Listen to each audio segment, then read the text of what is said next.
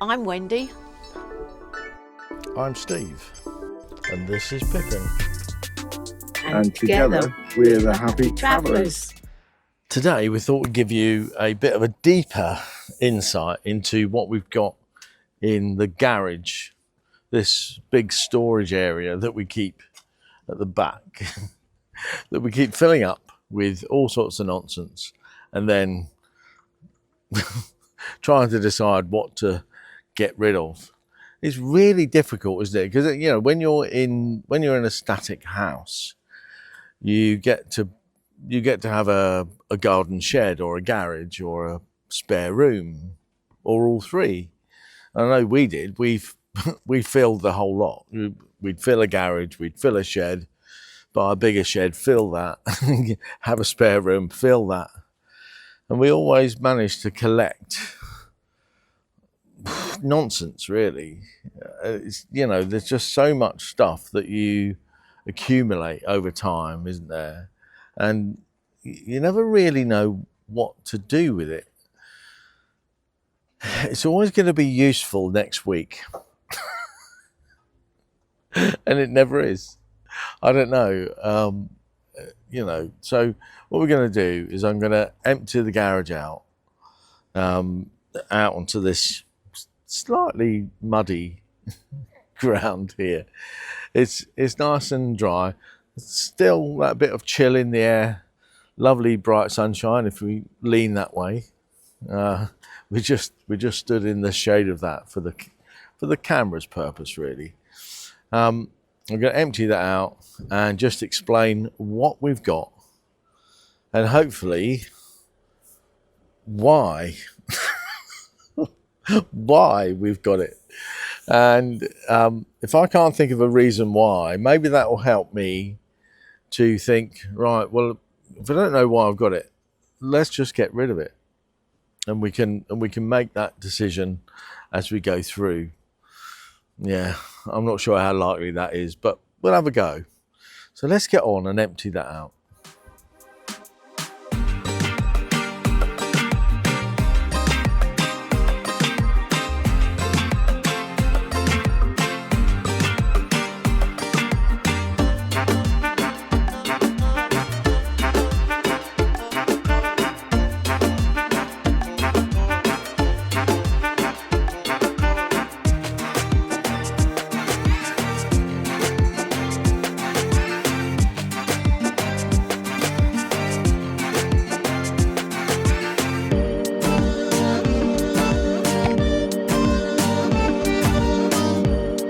Pretty much everything out of the garage or storage area. What I've just noticed, and I've never noticed this before, that we have a heating vent here which is closed. I've just opened it. I'm not even sure that the diesel heater in the garage is now going to be a thing. I've bought it. And just because I bought it doesn't mean to say I need to fit it. I don't know. I think it's going to help. As I say, above here, back here, is the wardrobe on each side. So I'm thinking diesel heater over here, and then a pipe to each wardrobe. We'll just keep the air circulating. It will draw, you know, we'll be blowing air in here and be pushing, you know, maybe a couple of 12-volt fans in the ceiling here to draw air out and, you know, help it circulate a bit more. This is how big the garage is. You know, I can't stand up in it, so I suppose it must be about at least 3 foot high. And these are the couple of power banks: a wiht AC2000, AC200 max, sorry, and an all powers R1500. But this is what we're faced with, and you know, the issue with the garage is that we've got In the really cold weather, what we get is condensation all around these edges. I mean, it just builds up. I mean, I don't think there's much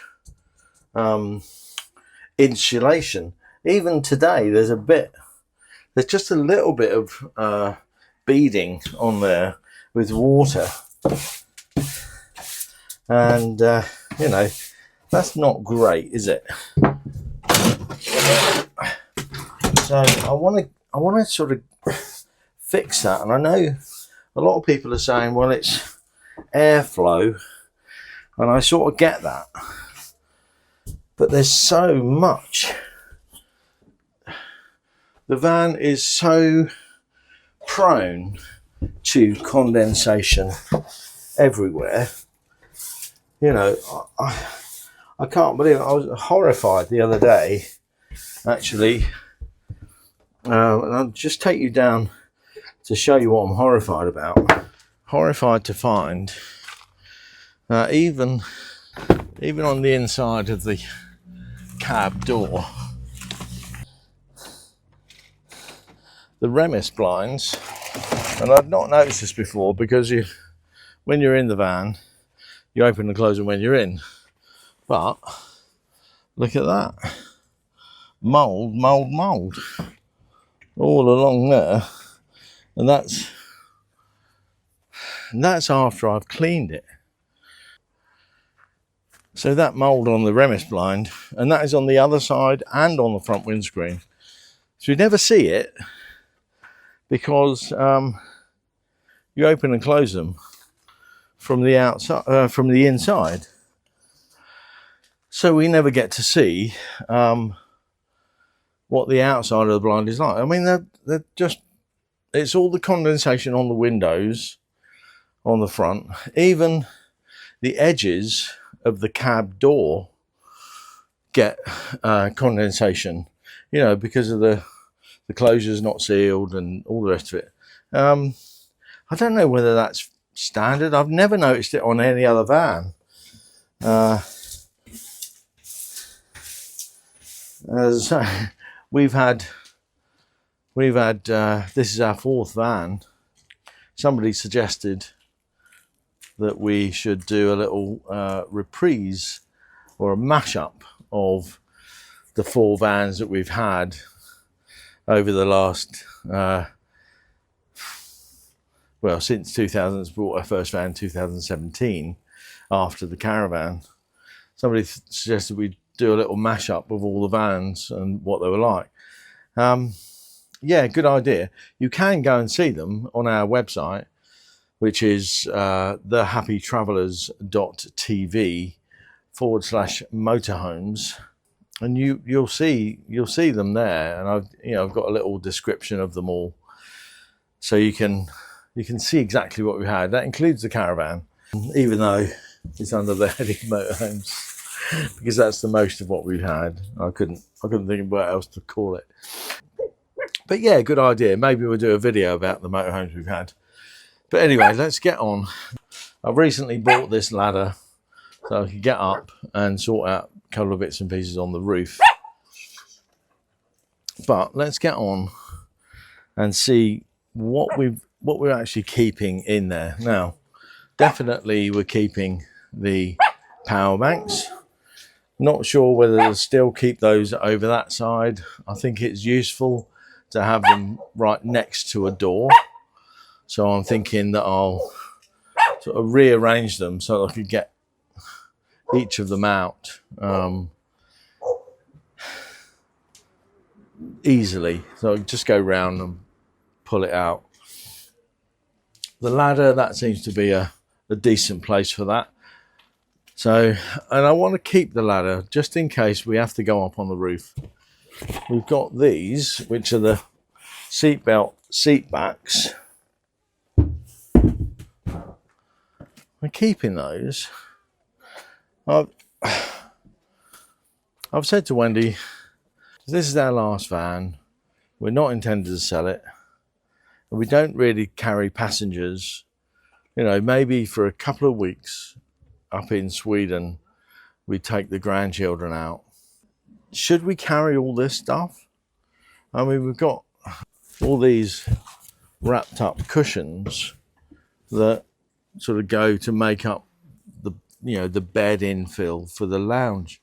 So the lounge converts into a bed. Do we keep them? Does it devalue the van so much that we'll be sorry when we stop van life in 10 years? You know, are we going to be doing van life for another 10 years? Probably. This will be 15 years old by then. And it will be a 2-berth rather than a 4-berth. I don't know. It's a really difficult decision.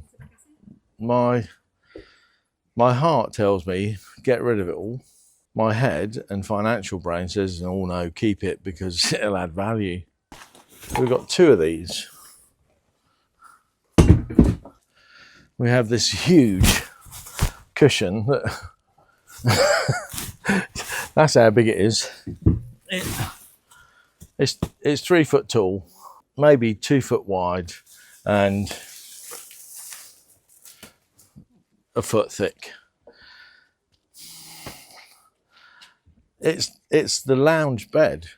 You push the table down, put that across, turn the lounge into a bed. I don't ever see us doing a lounge bed at all, ever. My heart says chuck it. My head says keep it. I don't know. What do you think? Yeah, I mean, should we keep all this? Some of you will be saying, well, why didn't you buy a 2-berth van? yeah. Why didn't we buy a 2-berth van? Because we saw this and loved it, and it's a 4-berth.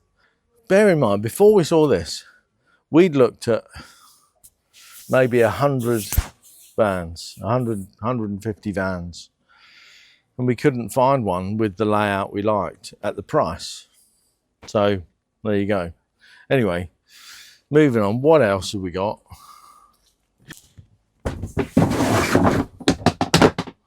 Box of stuff. Now, let's bring you in closer. That box is bits and pieces. There's things like this. I've kept bits in here. This is an old Zoom voice recorder thing, and I've got a little clip for